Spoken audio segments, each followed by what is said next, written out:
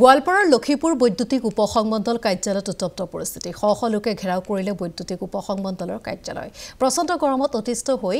reserve গাঁৱৰ শতাধিক ৰাইজে নিশা উপস্থিত হয় বৈদ্যুতিক কাৰ্যালয়ত সৃষ্টি কৰিলে উত্তপ্ত পৰিস্থিতি অৱশেষত লক্ষীপুৰ আৰক্ষী উপস্থিত হৈ পৰিস্থিতি নিয়ন্ত্ৰণ কৰে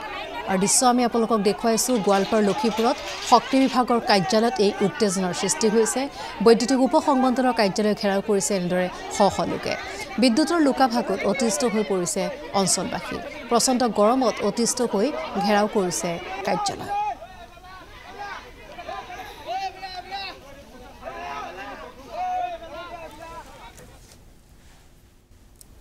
আচ্ছা মানে ওপরে 1 মিনিট দিব আর 2 ঘন্টা থাকবো 1 মিনিটে 2 ঘন্টা থাকে না লাইন থাকে মানে লাইন মোটামুটি গরম যেদিনে দিব এদিনে নাই মানে ফুলা পানের পড়াশোনা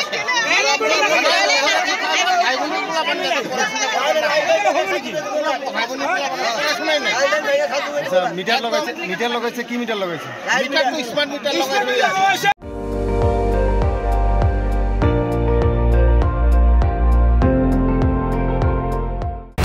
আপুনি চাই আছে ND24